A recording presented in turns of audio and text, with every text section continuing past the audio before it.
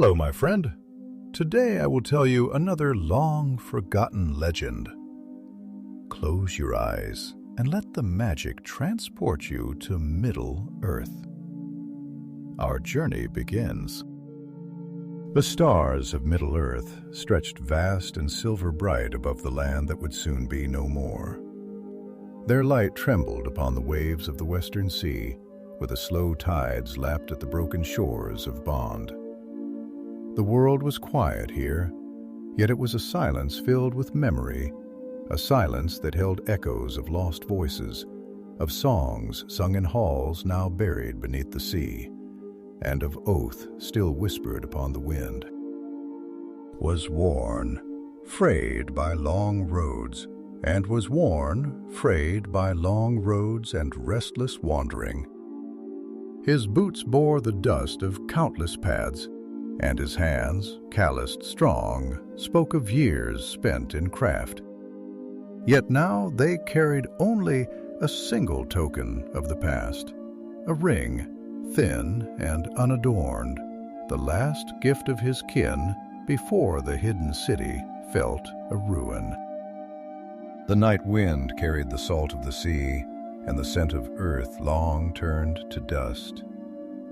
Arden stood upon the cliffs where once a great forest had stretched, where Dorth had stood, realm of Thingol and Melan. The trees were gone, the halls empty, and the song of the nightingales had long since faded into shadow.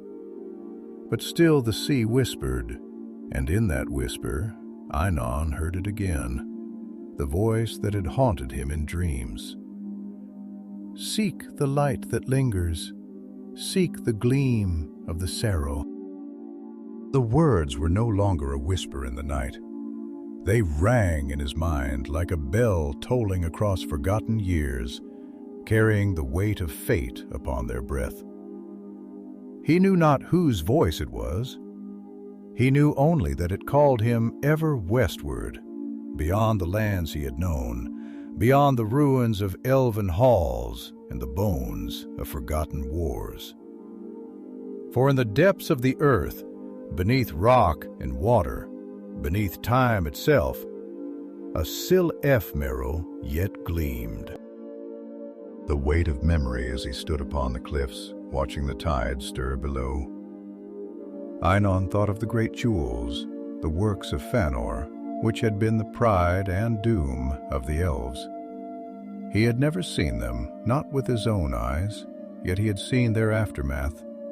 He had seen Maedhros, eldest of Fëanor's sons, in the days when the oath still burned like fire in his heart.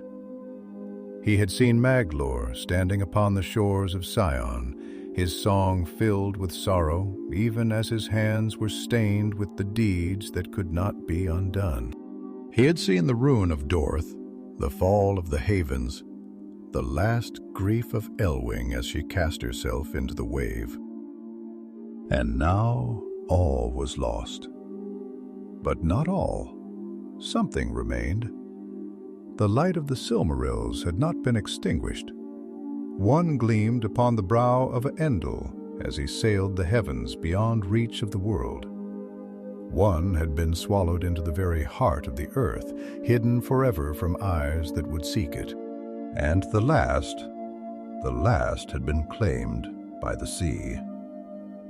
It was that one that Aranon sought, not for himself, not for greed, but because something, someone, had called him to it, and he could not turn away.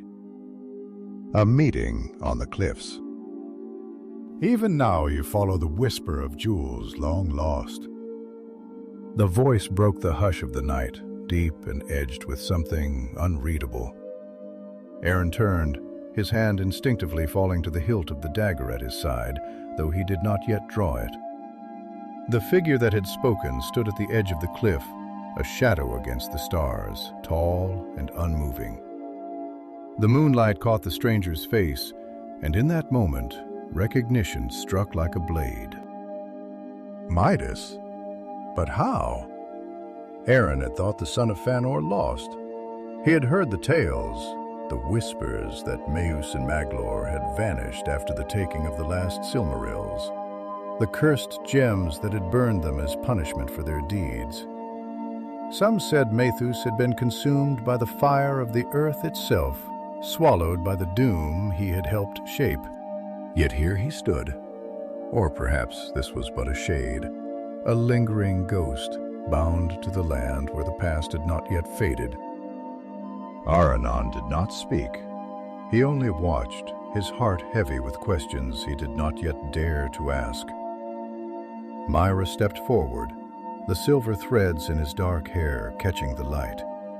His face was lined with the weight of years beyond counting, and his eyes, those eyes, held a depth that no living soul should have borne. "You seek the Silal of the sea," Maedhros said at last, "and yet you do not know what you would do should you find it." Aaron did not answer. He did not need to. The silence between them stretched long, heavy with the unspoken burdens of an age now past. And then Maedhros laughed low, bitter, a sound that did not belong to joy. "You are not the first to search," he said, "and you will not be the last. The sea does not give up its treasures easily, nor does fate bend to the will of those who seek to mend what has been broken." Aranon hesitated, but at last he found his voice. "I do not seek to mend the past. I only seek to understand it." Maedhros' gaze was sharp, as if searching for something in Aaron's words. For a moment he did not respond, but then slowly he nodded. "Then come," he said. "If you would chase the echoes of a lost age, you will not do so alone." And with that he turned, walking toward the edge of the cliffs, toward the place where the land met the restless tide. Aranon followed. A journey begins. Beneath them, the waves moved in the darkness, turning the reflection of the stars into broken shards of light. The tide pulled at the land like a restless dream, as if something beneath the waters called to them in return. And so they walked, one who had known the fire of the Silmarils, and one who had only ever glimpsed their shadow. The night stretched before them, endless and full of quiet things unseen. But the whisper of the sea did not fade, and somewhere far beneath the waves, a Silmaril still gleamed. The night stretched vast and boundless above them, its endless vaults scattered with the light of cold, ancient stars. The wind, restless and wandering, swept across the cliffs, carrying with it the scent of the sea, briny and deep, with the taste of something older than time, something lost and yet unforgotten. The waves below moved with slow, deliberate power, carving the land as they had for ages beyond reckoning, whispering secrets in the language of foam and spray.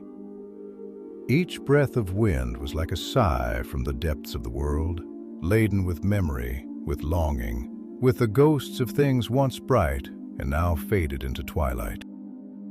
Maedhros stood upon the edge of the precipice, motionless save for the shifting of his long cloak which billowed against the wind like a banner of shadow. His figure, tall and worn, seemed sculpted from the stone itself, carved by suffering, honed by an unyielding fire that still smoldered beneath the weight of years.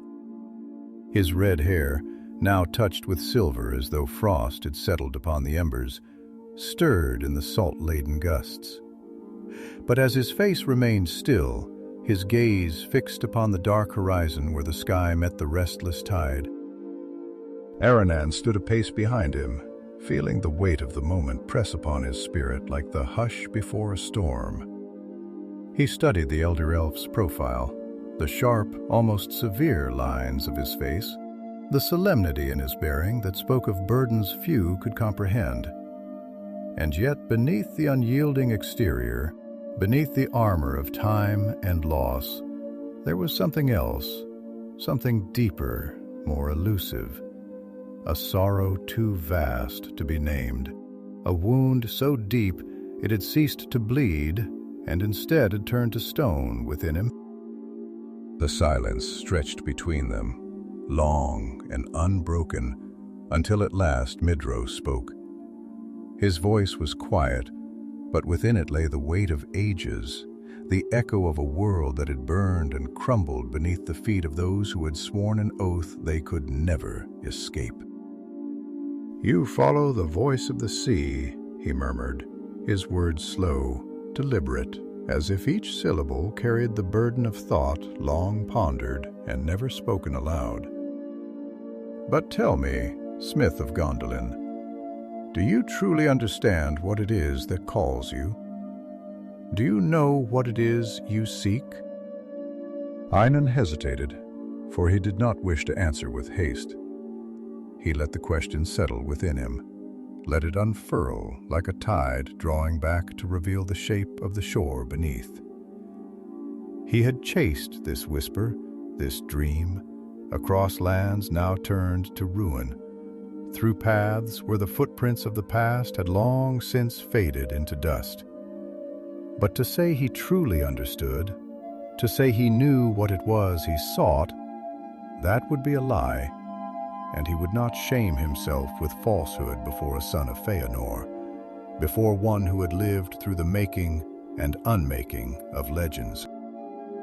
At last he breathed in deeply, feeling the salt sting his throat, tasting the memory of forgot-gotten lands upon his tongue. "I seek the Silmaril," he said, his voice steady but low. "Not because I would claim it, nor because I wish to wield its light. I do not covet it, nor do I dream of possessing what was not made for my hands. But there is something in the marrow of my bones, something I cannot name that draws me to its resting place. A voice that does not belong to me, a song I have never heard before. And yet," he exhaled, his breath mingling with the mist rising from the waves below. "And yet it is familiar, as if it has always been waiting for me to listen." Maedhros did not move, but his gaze shifted, sharp as a blade of elven steel. For a long moment he said nothing, only studying Aranon with an intensity that felt like the weight of a judgment long withheld. And when he finally spoke, his voice was softer, though no less heavy with meaning. "The Silmaril are not mere jewels," he said, and there was something in his tone, something distant, something that trembled beneath the surface of his carefully measured words. "They are not treasures to be sought, nor prizes to be won. They are light incarnate, the very essence of what was pure before the world was marred by darkness. And yet they are also fire, and fire does not grant peace to those who touch it." His gaze drifted toward the sea, and his hand, his lone hand, tightened at his side as if some old pain had stirred in his flesh. "I have seen what they bring to those who seek them. I have seen the brightest hearts crumble beneath their weight, seen love turn to ash, seen kingdoms fall like leaves upon the wind. And still, after all this time, they burned." The wind howled, rushing past them like the voices of the past, and for a long moment neither spoke. The waves below churned white foam, crashing against the jagged rocks as if the sea itself was restless, as if it too remembered. And then Maedhros turned his gaze, no longer distant, but locked on Aranon with something unreadable in his eyes. "If you find it," he asked, his voice quieter now, almost introspective, "what will you do? If the Silmaril lies beneath the waters waiting for your hand, will you take it? Will you risk the fire? Aranon felt the question settled within him, heavier than the mail he had once forged, heavier than the years of wandering that had led him here. He looked down at his hands, hands that had once shaped blades for warriors of Gondolin, hands that had worked silver and steel into beauty, hands that had borne the weight of swords and shields and had never before faltered. And yet the thought of touching the light of Fëanor's greatest creation. "I do not know," he admitted at last, his voice almost a whisper. "I would like to believe that I could let it be, that I could look upon it and leave it where it rests. But who am I to say what I will do when I have not yet stood before it?" Mos gave a small, bitter smile, and it was a strange thing to see upon his face, a flicker of something that might once have been weariness, or wisdom, or regret. "You are wise," he murmured, "wiser than many who have sought the Silmarils before you. Perhaps that is why the sea calls you." He turned once more, his gaze sweeping over the darkened waters below. "Come then," he said. "Let us go with the way waves will take us. Let us see what fate has woven into the tide." Aranon nodded, feeling the wind press against his back as if urging him forward. And as they descended the cliffs toward the waiting shore, the sea whispered once more. The Silmaril gleamed in the depths, waiting, and the world watched. The cliffs sloped downward in jagged terraces, each level carved by the slow, tireless hands of time and tide. The rock was dark and worn smooth in places, gleaming faintly beneath the one starlight, while elsewhere it was fractured and sharp, its edges speaking of lands once whole, now broken. The sea stretched vast before them, its surface shifting restlessly, a mirror shattered into 1,000 moving fragments of silver and ink. The waves came in long, unhurried swells, as if the ocean itself had settled into a deep and thoughtful breathing, drawing forth secrets from the depths and exhaling them into the night air. The scent of salt lay thick upon the wind, mingling with something deeper, something old, as though the very bones of the world were exposed here at the rim of Middle-earth, where land met the endless unknown. They descended in silence, Maedhros leading, his pace steady and measured, Aranon following. Each step taken with the caution of one who knew that the ground beneath his feet was not merely stone, but the remnants of an age long past. Every crack in the rock seemed to whisper. Every gust of wind carried the voice of something lost, something waiting. And always beneath the ever-moving surface of the sea, there was the glimmer of something unseen, a gleam that was not moonlight nor starlight, but something older, something living. At last they reached the shoreline where the cliffs gave way to a long expanse of black sand, smooth and fine as sifted ash. Here the waves lapped with a quiet, measured rhythm, leaving behind mirrored trails of water that caught the light for a brief moment before fading into the vast darkness of the shore.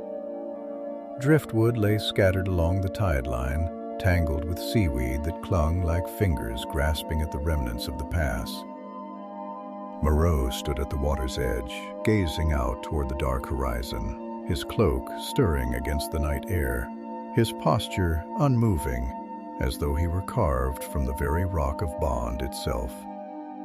His one hand hung loose at his side, but there was tension in the fingers, a tightness in the set of his shoulders, a restraint that seemed almost unnatural, as if some great force within him struggled against the weight of 1,000 unspoken thoughts. At last he spoke, his voice low and measured, yet filled with something deeper than mere words could contain. "The sea does not forget," he murmured, more to himself than to Aranon, though the younger elf listened as though the wind itself had fallen silent to let these words take shape. "It does not remember as we do, in stories told and retold, in griefs written upon the heart and carried through the years. It remembers differently.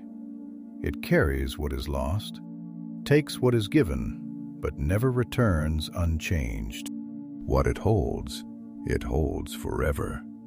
He fell quiet for a moment, then exhaled, slow and deliberate. "Even light drowns in its depths." Aranon stepped closer, his boots pressing into the damp sand, the grains shifting subtly beneath his weight. "And yet," he said after a long pause, his voice thoughtful, "light is not so easily extinguished. A flame can be buried beneath earth and stone, but if even the smallest ember remains, it may yet be kindled anew. Perhaps the sea does not forget, because it is not meant to. Perhaps it holds not only what is lost, but what must one day be found." Maedhros turned slightly, his gaze sharp, assessing, searching for something in Aaron's face, some measure of understanding that went beyond mere words.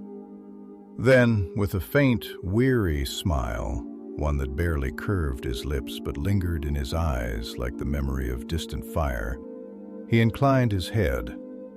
"You speak as one who has not yet seen the fire consume," he said, "as one who believes in the mercy of fate." He looked out over the water again, his expression unreadable. "Tell me, Smith of Gondolin, do you truly believe that the past can be redeemed? That what was lost may yet be restored?" Pignon hesitated. It was not an easy question, nor one to be answered lightly. He had seen too much, walked through the ruins of too many great halls, traced his fingers over walls that still bore the marks of desperate battle, of blood spilled and hopes shattered. He had seen the ghosts of fallen kings in the broken stones of Aranon, heard the echoes of lost songs in the silence of Dorth. He had carried the weight of history upon his back like a cloak woven from sorrow and dust. And yet something remained. Perhaps it was foolishness. Perhaps it was nothing more than the stubborn hope of one who had seen too much ruin and refused to believe that ruin was all there was. But he had always believed that nothing was truly gone, not if it still lingered in the hearts of those who remembered. And the Serral still gleamed, hidden though it was beneath the weight of the sea.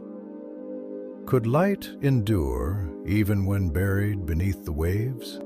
Could it, after all this time, still be waiting? "I do not know if the past can be undone," he admitted, his voice quiet, thoughtful, shaped by the weight of his own uncertainty. "And I do not know if redemption is something that can be taken, or if it must be given, like a gift freely offered. But I do know this: if the Serral still shines beneath the water, if its light has not been extinguished, then there is still something left of the fire that once was. And if it remains, then perhaps not all is lost." Maedhros was silent for a long time. The waves whispered against the shore, the stars shimmered in the dark vault of the sky, and the wind moved around them like the breath of something unseen. Then at last he turned, his gaze resting fully upon Aranon, and in his eyes there was something that had not been there before. Not hope, not exactly, but something close, a recognition, an understanding, a memory of what it had once been to believe. "Come," he said at last. "If the past still lingers, if there is yet light beneath the sea, then we shall find it."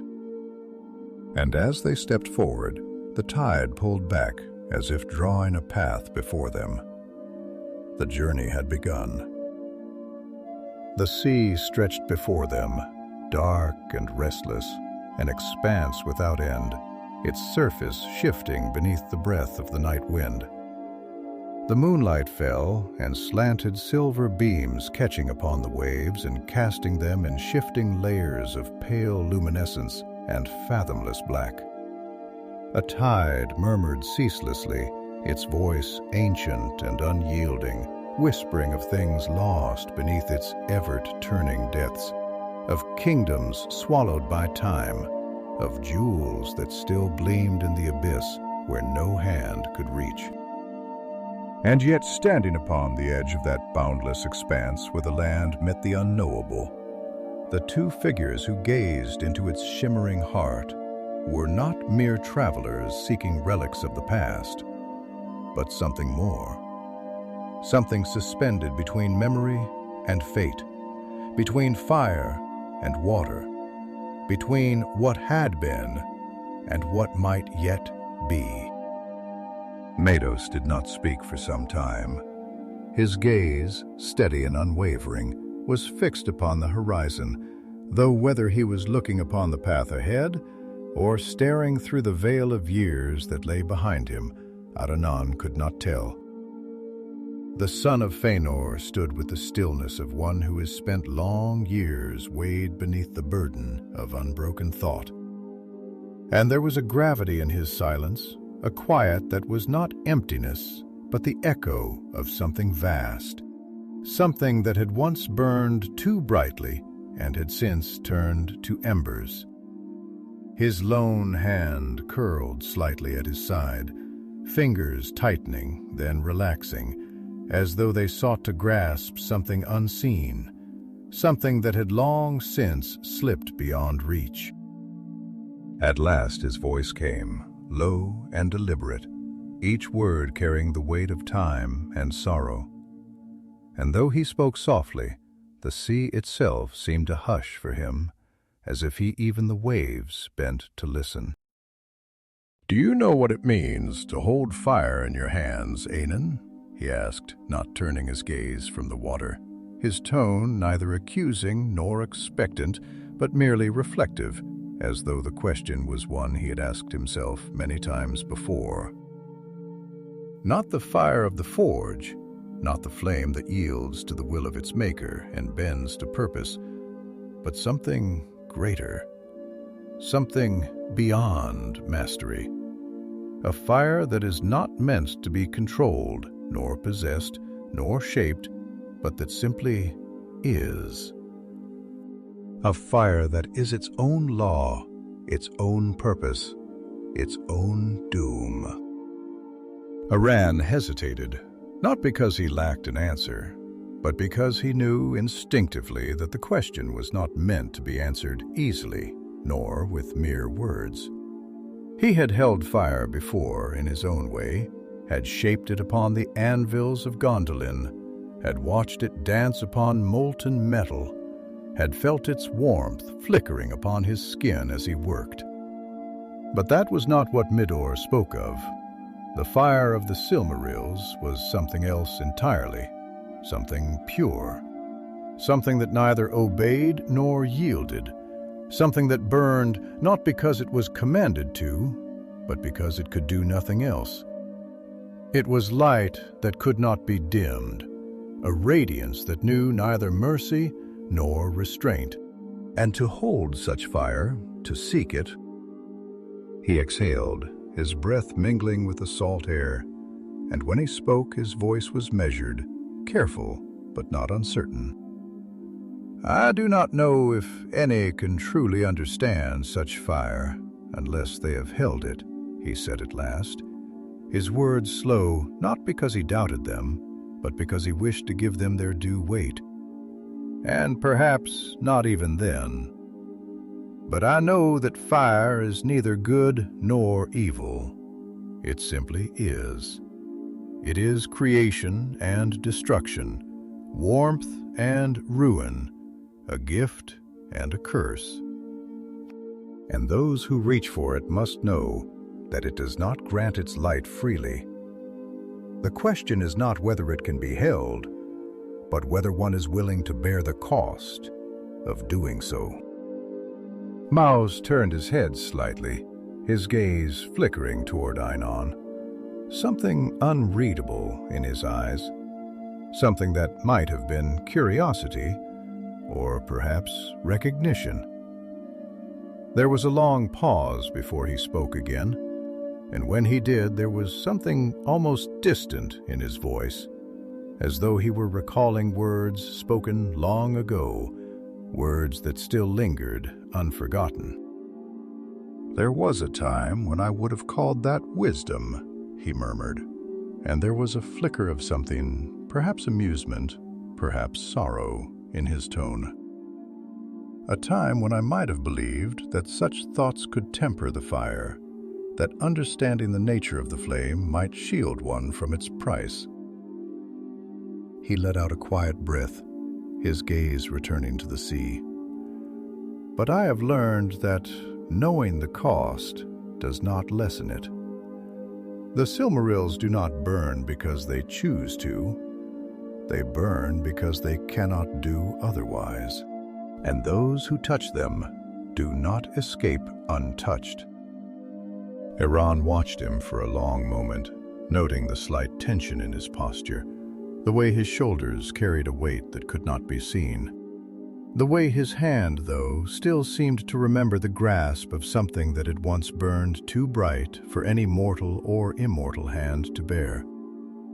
He had heard the stories, of course. All of Middle-earth knew them. He had heard of how the sons of Fëanor had sworn the oath that had bound them to ruin, how they had pursued the Silmarils to the ends of the world, how in the end they had found them only to suffer for their claiming. He knew of how the gems had rejected their hands, searing them, turning their touch away as though even their light could not bear the weight of so much blood. And yet to stand beside Maedhros now, to hear his words not as legend, but as truth spoken by one who had lived it, was something else entirely. For a long moment, neither spoke.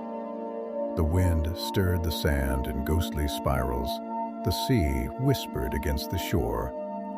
And above them, the stars gleamed cold and distant, their light untouched by the sorrow of the world below.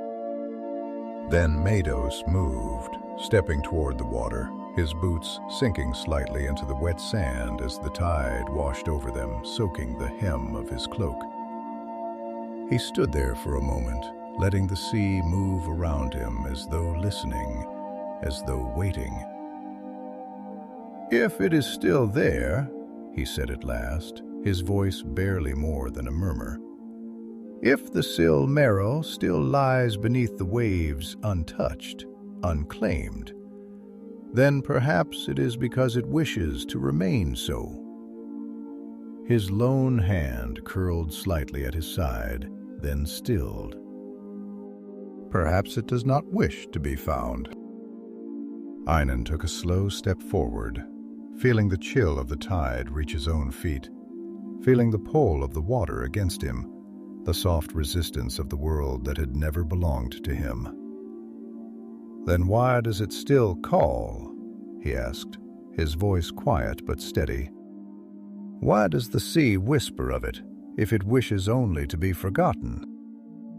Maedhros was silent for a long time, and when he turned to look at Aranon again, there was something in his eyes that was neither answer nor certainty, but something deeper, something that could not be put into words.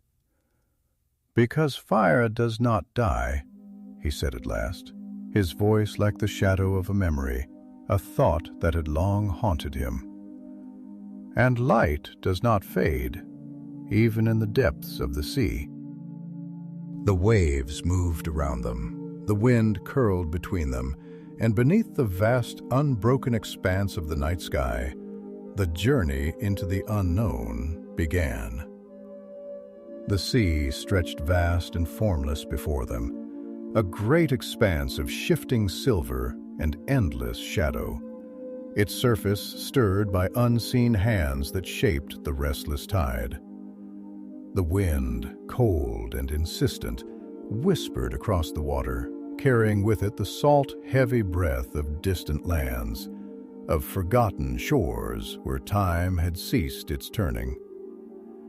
The waves lapped at the shore with quiet, deliberate patience, as though they had all the ages of the world to wait, as though they knew that sooner or later all things would come to them, drawn by the inevitable pull of the depths. And standing upon the threshold of that vast and boundless expanse, Maedhros and Aranon seemed small, their figures dark against the moonlit sand, like two shadows waiting upon the edge of some great design. Figures not yet written into the fabric of fate, but standing close enough to feel its breath. The silence between them was heavy, not with hesitation, but with thought, with the weight of unspoken words that had not yet found their form. And beneath it all, beneath the hush of wind and water, there was another sound, a whisper faint as a memory, distant as the light of the stars above them. The whisper of the Serral, the echo of something that had never truly been lost. Maedhros stood with the tide washing over his boots, the water rising and retreating like a living thing, cold against the warmth of his skin, as if the sea itself sought to draw him inward, to pull him into its quiet embrace. His expression was unreadable, but in his eyes there was something ancient, something that had looked too long into the abyss and had found in it a reflection of itself. The weight of centuries lay upon his shoulders, though he bore it without complaint, as if he had long since accepted that it could not be set down. And yet, as he gazed out upon the restless water, as he listened to the quiet voice that called from beneath the waves, there was something else, something almost like recognition, like the ghost of an old certainty long since abandoned. At last he spoke, his voice quiet but rich with meaning, with thought that had been shaped by long years of reflection. "Do you know what it is to be bound to something, Aranon?" he asked, his words slow, deliberate, each one carrying the weight of old wounds, of promises that could not be undone. Not by choice, nor by will, nor by any desire of your own, but by something greater, something deeper than flesh or thought. To be tied to a thing, not because you love it, not because you wish for it, but because it has been written upon the very fabric of your being. And to sever it would be to sever yourself. To feel its presence in every step, in every breath. To know that even if you turn away, even if you close your eyes and try to forget, it will remain waiting, unyielding, forever calling you back to it. He exhaled, slow, steady, his gaze fixed upon the horizon. That is what it is to be bound to the Silmarils. That is what it is to bear the weight of my father's fire. Aran did not answer immediately, for the words were not ones to be met with haste. He let them settle within him, let them stir through the chambers of his mind, through the quiet places of his heart where his own doubts and convictions lay entwined. He had known longing before, had felt the pull of the unknown, the whisper of things unseen. He had walked the ruins of Gondolin with the ghosts of memory pressing close at his side, had traced his fingers over the cold stone of fallen halls and wondered if the past had truly been buried or if it still lingered, waiting to be found. But what Maedhros spoke of was something else entirely, something not of longing, but of bondage, of a fire that could not be extinguished no matter how deeply it was buried. At last he breathed in deeply, tasting the salt upon the air, feeling the cool bite of the wind against his skin. "I do not think I can claim to understand such a thing," he admitted, his voice quiet but steady, each word carefully chosen. "Not as you do, not as one who has lived beneath its shadow. But I have seen something of it. I have seen what it leaves behind." He turned his gaze toward Maedhros then, meeting the elder elf's eyes with an honesty that held no presumption, only understanding. "I have seen it in the halls that no longer stand, in the songs that are no longer sung. I have seen it in the faces of those who have lost and who cannot let go, in the way they carry their past as though it is a thing that lives inside them, shaping their every thought, their every step. I have seen it in you." For a moment, Maedhros said nothing. Then, slowly, a faint smile ghosted the edge of his lips, a thing so small it might have been mistaken for nothing at all. But in his eyes there was something that flickered like an ember long thought extinguished. "You see much," he said, and there was no mockery in his tone, only quiet acknowledgement. "Perhaps more than you should." His gaze drifted back to the water, and his expression shifted, thoughtful, distant, as though he were looking not at the waves, but at something far beyond them. "The Silmarils do not choose," he said, his voice barely above a murmur. "They do not call because they wish to be found. They do not burn because they seek to harm. They simply are. And those who come to them do so not because they are worthy, not because they are meant to, but because they cannot do otherwise." Aranon watched him for a long moment, then turned his gaze to the sea, to the endless black and silver that stretched before them. "Then why do we stand here?" he asked, and his voice was neither challenge nor doubt, but simple curiosity, simple reflection. "If the Silmaril does not chew, if it does not call, then why does the sea still whisper of it? Why does its light still gleam beneath the wave?" He paused, letting the question linger in the air, letting it drift like the wind upon the tide. "Perhaps it is not the Silmaril that calls," he said at last. "Perhaps it is something else, something within us." Maedhros was silent, and when he spoke his voice was soft than before, quieter but no less sure. "Perhaps," he said.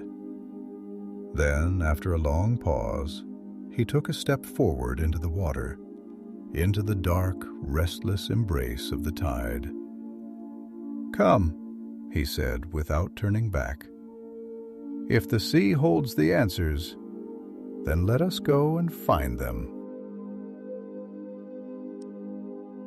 And as Aranon followed him into the waves, into the unknown, the wind whispered once more, and the stars above them burned bright and unyielding, their light undimmed by the passing of years. The Silmaril gleamed in the depths, and the sea did not forget. The water clung to them, cold and weighty, not merely a presence, but a force, something vast and ancient pressing against their body, enveloping them as they waited, deeper. The tide swirled around their legs, thick with unseen currents, as though the sea itself breathed, inhaling and exhaling with a slow, patient rhythm that had no need for haste. Above, the stars remained fixed in their silent watch, the silver face of the moon casting its light in long, shimmering paths across the shift waves. Yet even that light seemed hesitant here, hesitant to reach beyond the surface, hesitant to pierce the fathoms below, where darkness ruled, where time had long since unraveled into silence and weightless ruin.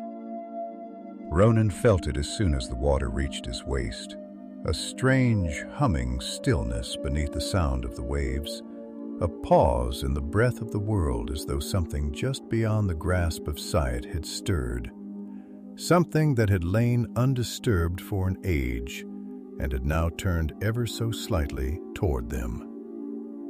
The salt clung to his lips, his skin prickled with the chill of the deep, but he did not falter, though his breath came slower, heavier, as if his very presence here was an intrusion, as if the sea had not yet decided whether to allow him passage or to claim him for its own. Maedhros ahead of him moved with a certainty that seemed unnatural, though whether it was the certainty of purpose or of resignation, Aranon could not yet tell. The water lapped against the hem of his cloak, dragging it outward in long, flowing ribbons, and his lone hand was clenched at his side as though he fought against something unseen, something that pressed upon him as surely as the tide. He had said little since stepping into the water, his gaze fixed always forward, his movements deliberate, methodical, as if following a path that only he could see, a path that had long ago been set in motion and could not now be turned aside. At last, when the sea had risen to their chests, he spoke, though he did not turn. His voice was lower now, quiet in a way that was not meant to be unheard, but that carried the weight of reflection, of something that had been carried for too long in silence. "The Silmarils were never meant for this world," he said, his words slow, careful, as though shaping them from something fragile, something that might shatter if given form too quickly.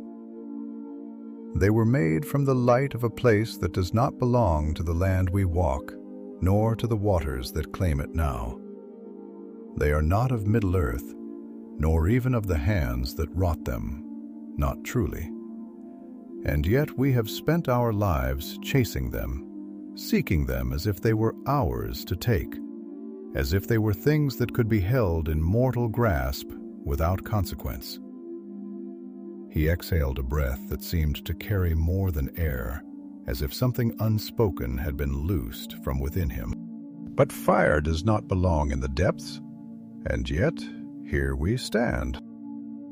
Aranon hesitated, not because he did not know how to answer, but because he knew that his words would not be enough, not in the way that Maedhros needed them to be. And yet he could not leave the silence unfilled. "Perhaps that is the very reason it calls to us," he said, his voice quiet though steady, shaping his thoughts as he spoke, following them as one follows the current of an unknown river.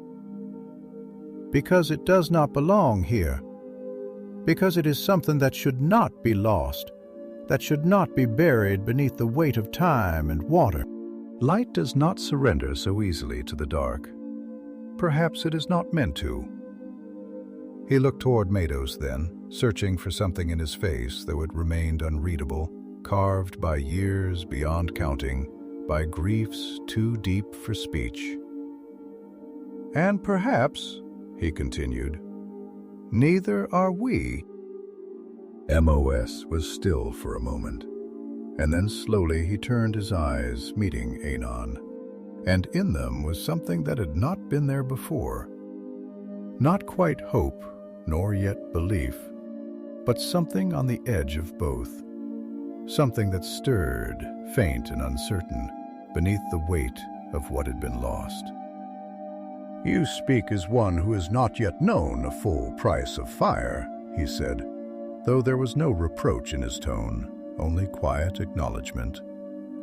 "And perhaps that is why you are still able to speak of it so." The wind rose suddenly, a sharp gust that carried the scent of brine and the distant breath of unseen shores. And the waves surged against them, their rhythm breaking as though something beneath had shifted, as though the sea itself had heard and had answered in kind. The water swirled around their legs, restless, insistent, and for the first time Aranon felt it more keenly, the pull, the whisper, the subtle, inexorable calling from beneath, deeper than thought, deeper than words. The sorrow was there, not a thing of the past, not a memory, not a relic to be sought for glory or grief. It was there, real, waiting, still gleaming in the depths where it had fallen, its light unyielding even to the vast weight of the ocean. And yet there was something else, something more than the simple presence of a jewel. There was a presence, something within the water, something that did not speak, but that watched, that waited. A presence that had been there long before them, long before the wars that had shaped the world, long before even the Silmaril had been lost to the sea. And for the first time, Aaron wondered if the sea did not hold its own will, if it did not guard more than treasure, if it did not remember more than men and elves could fathom. If the Silmaril still burned beneath the waves, was it because it had not been forgotten? Or was it because it had been claimed?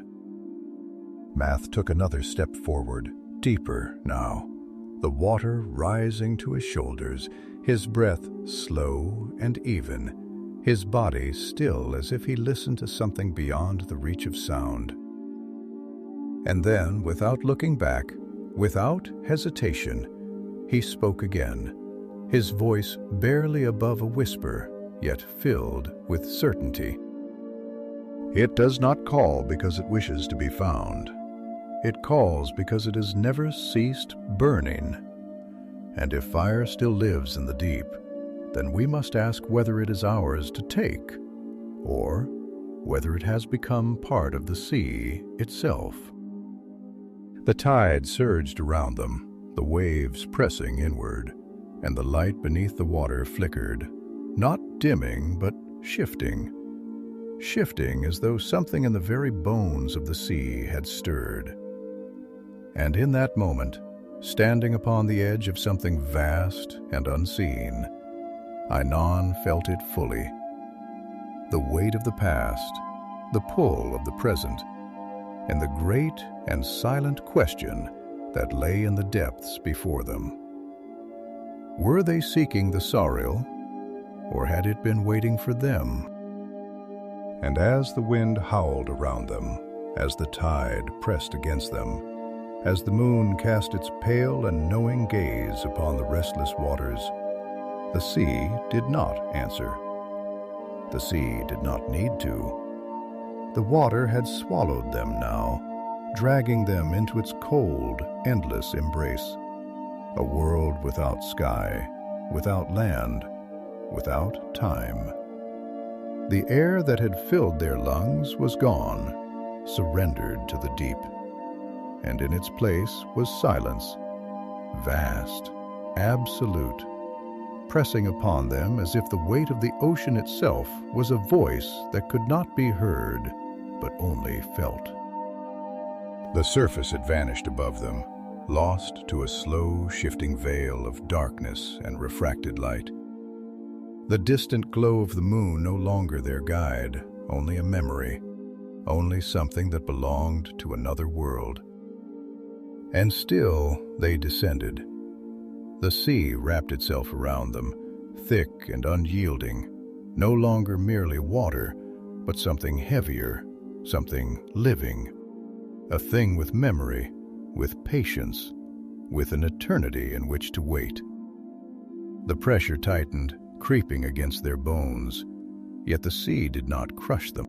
It held them, watched them, tested them as though deciding whether they were meant to pass, whether they had the right to move through its realm. It did not fight them, but neither did it yield. It simply was. And they, for all their purpose, for all their will, were nothing but two figures sinking through its ancient breath, to wanderers stepping into a place where no feet should tread.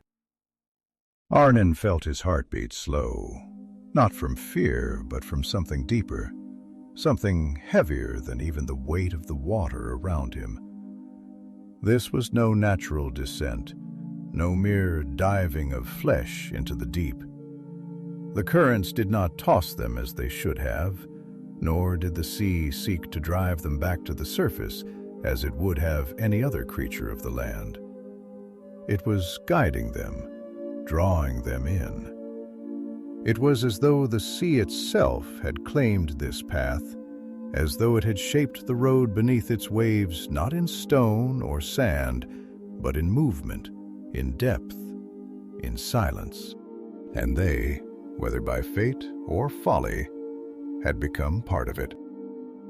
Ahead of him, Maedhros was still, his body unmoving save for the slow drift of his cloak, the strands of his hair curling and unfurling like the last traces of flame struggling against the dark.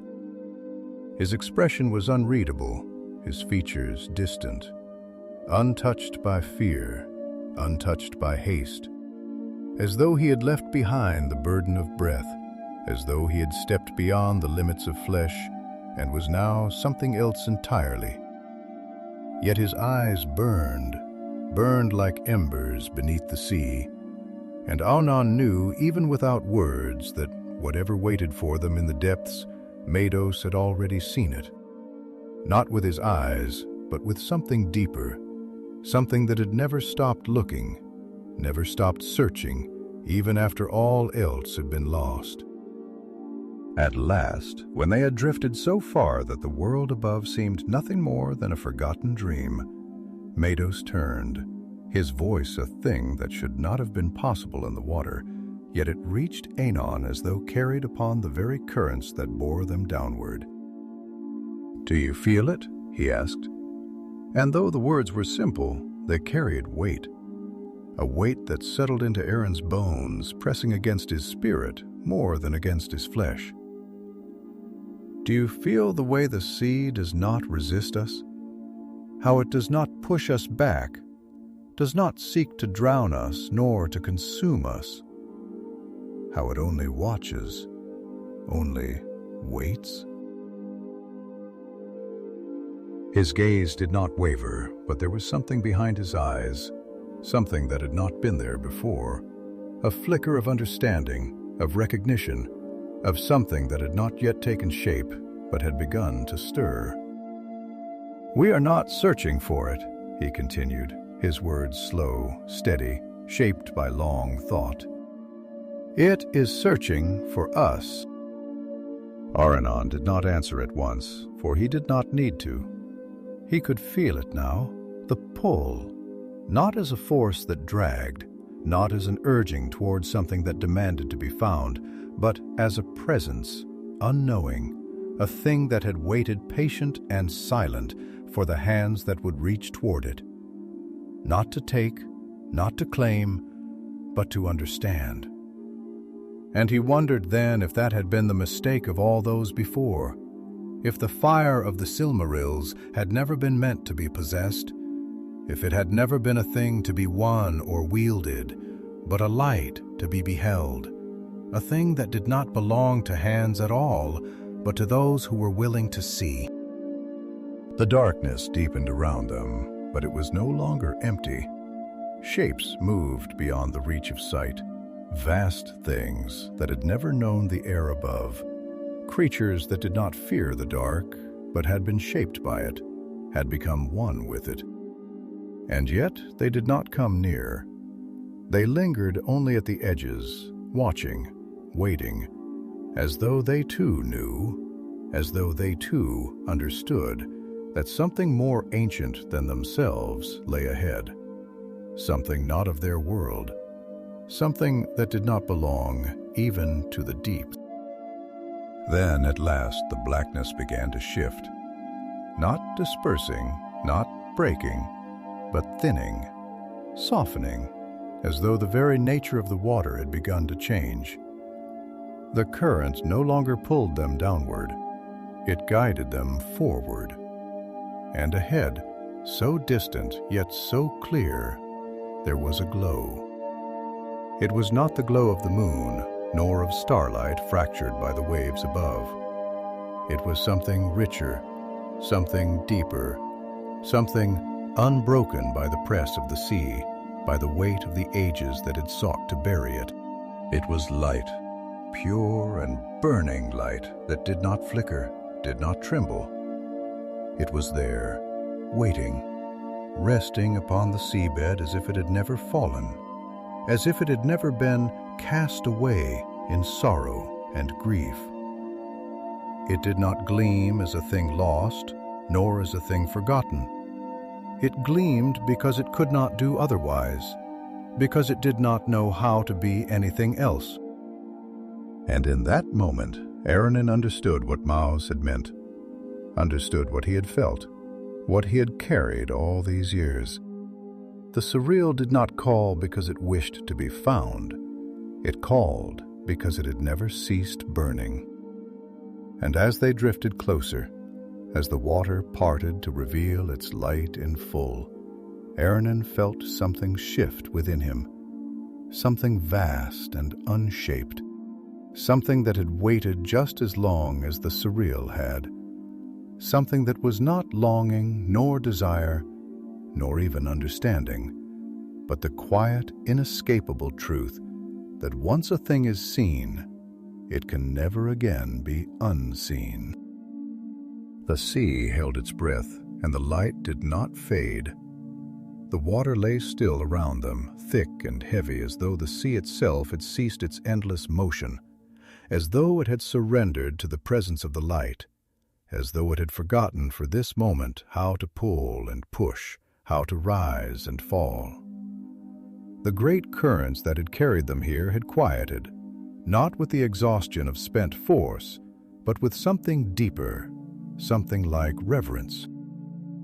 There was a hush in the deep, a silence that was not emptiness but fullness, an awareness, a waiting, as if all things beneath the sea, from the smallest unseen creatures to the vast and unknowable shapes that had drifted in the distance, were now watching, now listening, now bearing witness to what had come to pass.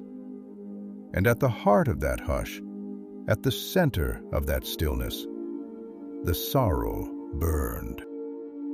It rested upon the seabed, nestled in a hollow of smooth, pale stone, as though the very earth of the ocean floor had shaped itself around it, had cradled it for all these long years, keeping it untouched, unclaimed. And though the darkness of the abyss surrounded it, though the endless weight of the sea pressed upon it, the light did not waver, did not bow, did not bend. It burned as it always had, as it always would, as it had burned in the crown of Morgoth, as it had burned in the hands of Beren and Luthien, as it had burned when it was cast into the sea. Not as something lost, but as something that could not be extinguished. And yet as they beheld it, as they stood within the reach of its radiance, it was not fire that filled them, not the heat of Fëanor's restless will, not the consuming hunger of the oath that had driven brother against brother, that had stained the hands of kings with the blood of kin. It was light, pure, unburdened, and in that light there was no demand, no promise, no call to be taken, or warning to be turned away. There was only being. The Silmaril was here as it had always been, and it had never needed to be found. It had simply waited. Maedhros did not move. His body was still held in the weightless hush of the sea, his cloak drifting slowly around him, his lone hand half curled at his side. Yet there was a tension in him, not in flesh, but in something deeper, something that had been bound for far too long, something that had known too much loss, too much grief, too much fire. His eyes fixed upon the Silmaril did not flicker, did not blink, did not shift from that gleaming light. But they were not filled with triumph, nor longing, nor even sorrow.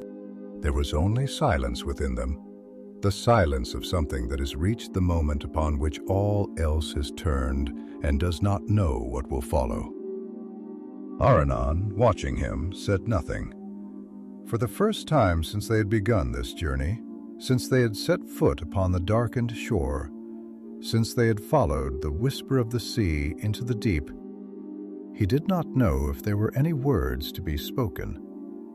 He had thought once that this was a quest, that they were searching for something, that the Silmaril had called them because it wished to be taken, to be carried out of the abyss and returned to the world above. But now, as he stood before it, as he felt the hush of the deep settle around them like the paw between heartbeats, he realized the truth. It had never been about finding the Silmaril. It had been about standing here. It had been about this moment, this meeting, this reckoning between light and those who had sought it for so long that they had forgotten why. At last Maedhros exhaled, though no breath escaped his lips, for they were deep beneath the sea, where air had no place.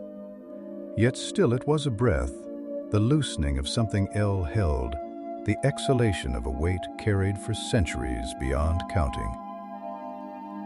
And then slowly, carefully, as though he did not yet know if the choice was his to make, he reached out his hand. The water did not stir. The light did not flicker. And for the first time since the oath was sworn, since the doom of Maedhros was spoken, since the Silmarils were lost and war had torn the earth apart in their name, Maedhros' hand hovered before the fire of his father's making. Without certainty, without need, without hunger. And in that moment, Einon understood. The Silmaril had never been meant to be taken, not by Morgoth, not by Fëanor, not by kings or warriors, nor by those who sought them in grief or rage or hope. They were not things to be possessed, to be carried as tokens of victory or loss, as proof of right or claim. They were light. They were fire. They were not meant to be held. Maedhros' fingers trembled, his palm hovering just above the Silmaril, close enough that its glow bathed his flesh in silver, close enough that he could feel its warmth. Not burning, not rejecting, but simply there, waiting as it always had. And then his hand closed, not upon the jewel, not upon the fire, upon nothing, upon empty water. And Maedhros, who had sworn the unbreakable oath, who had followed it through blood and ruin, through war and sorrow, through fire and darkness, let his fingers uncurl, let his hand fall away, let the light remain where it was. And the Silmaril did not fade, it burned still. It burned because it was meant to. Maus turned then, his gaze meeting Einon, and in his face there was something unreadable, something that was neither joy nor sorrow, but something that had never been there before, something like peace. "Let it be," he murmured, and his voice was not filled with regret, nor with yearning, nor even with farewell, only with acceptance. And as they turned away, as they left the Silmaril where it lay, the sea began to move again. Not in anger, not in rejection, but in release. The current stirred, the hush began to fade, and the weight of the deep which had held them so carefully, so gently, now began to lift, to bear them upward, back toward the world they had left behind. And in the darkness below, the light of the Silmaril remained gleaming in the deep, as it had for all these long years, untouched, unclaimed, not lost, but simply waiting. The sea did not forget, but it did not hold. It let them go. And as they rose, carried upon the breath of the tide, neither Maedhros nor Aranon looked back. There was no need. The Sil would burn forever. The sea carried them upward, lifting them upon the slow, steady breath of the deep, as though the very waters that had guided them down now sought to return them to the world above. Not with force, not with urgency, but with a quiet inevitability, a gentle, knowing release. There was no rush, no sudden upheaval, no struggle against the weight of the abyss. It was not the expulsion of unworthy trespassers, nor the rejection of those who had come seeking what was not theirs to take. It was something softer, something deeper, an understanding. The ocean, ancient and endless, had tested them, had watched them, had measured the weight of their hearts against the burden of history, and now, satisfied, it let them go. Not as victors, not as conquerors, but as those who had come to listen, to see, and to leave unchanged. The light of the Silmaril faded beneath them, not because it had dimmed, not because it had disappeared, but because it did not need to be looked upon to be known. It remained deep in the heart of the sea, untouched, unclaimed, not lost, but waiting as it had always waited. And Maedhros, who had spent his life in pursuit of that light, who had followed it across battlefields and bloodshed, who had burned beneath the fire of his own oath, did not reach for it, did not turn his gaze downward, did not let his thoughts linger upon what might have been, upon what once was. Instead, he let it slip from his vision, let it sink from his mind like the ebbing of a tide, let it pass from his hands without regret, without grief, without the weight of longing that had once shaped every breath, every thought, every moment of his existence. And as they rose, as the darkness began to thin, as the distant gleam of the surface shimmered above them like a promise, Aranon found himself watching him. Not with questions, not with the burden of speech that sought to fill silence, but with quiet wonder. He had seen many things upon this journey, had seen the hush of forgotten ruins where the echoes of lost songs still clung to the stone, had seen the fire of memory burn in the eyes of those who carried history upon their backs like an unshakable weight, had seen the light of a thing that should have been lost still burning in the place where the world had sought to bury it. But nothing had struck him so deeply, nothing had left such an imprint upon his spirit, as the sight of Maedhros rising now through the dark waters. Not as a man freed from chains, not as a warrior unburdened of his oath, but as something more, something quieter, something almost whole.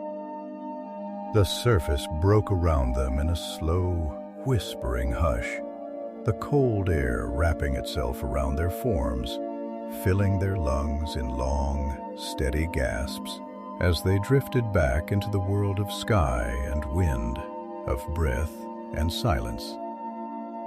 The night stretched above them vast and undisturbed, the stars gleaming in their quiet watchfulness, their light undiminished by all that had come to pass beneath the sea. The moon, silver and unlinking, hung upon the horizon like an ancient sentinel, casting its glow across the rippling waves, as if bearing witness to their return, as if marking the moment where the past was left behind and something new had begun. For a long time, neither of them spoke. They simply floated there upon the slow-moving waters, upon the rhythm of something greater than themselves, feeling the vastness of the night pressing against their skin, feeling the weightlessness of what had been let go. It was Maedhros who moved first, turning toward the distant shore, his strokes slow, unhurried, his limbs cutting through the water with the ease of someone who had known the depths and had no fear of them. Aranon followed, his body moving with the same quiet rhythm, though his mind was restless, filled with words he did not know how to shape, with thoughts that had not yet found their form. They reached the shallows before dawn, the tide pulling at their steps as they made their way back onto the sand. The wind rising to meet them, carrying the scent of salt and earth, of something clean, something unburdened. The shore was unchanged, the rocks and driftwood scattered as they had been when they had left, the world untouched by the journey they had taken, as though it had never happened, as though the sea had swallowed not only their bodies, but the very passage of time itself. And yet something had changed. Not the land, not the sea themselves. Maedhros stood upon the sand, the water trailing in thin rivulets from his cloak, his hair heavy with brine, his face unreadable in the dim light of the stars. But when he turned to Aranon, there was something in his gaze that had not been there before, something that had lingered beneath the surface of his silence, waiting for this moment, waiting for words that could not have been spoken before now. "I spent my life chasing something I had never understood," he said at last, his voice quiet, steady, as though shaping each word from something vast and unspoken. "The oath bound me, yes, but more than that, it consumed me. It was not only duty that drove me, it was the fire itself, the hunger, the certainty that I could not be whole without it, and I could not be me without it. And yet the fire was never mine to take. It was never meant to be owned." He paused, looking down at his hand, the lone hand that had once held swords, that had once sought to grasp what could not be grasped. Slowly he closed his fingers, then opened them again, as if testing the weight of something that was no longer there. "I have carried this burden for so long," he murmured, his voice barely more than a whisper now. "And yet for the first time, I think I do not know what it is to be without it." Aranon stepped closer, his own voice soft but certain. "Perhaps that is because you were never meant to be without it," he said. "Not as a chain, not as a weight, but as a memory, as something that has shaped you, but that does not define you. You are not what you have lost, nor what you have sought. You are what you are here, now, standing beneath the sky unbound. That is not an absence. That is a beginning." Maedhros looked at him then, truly looked at him.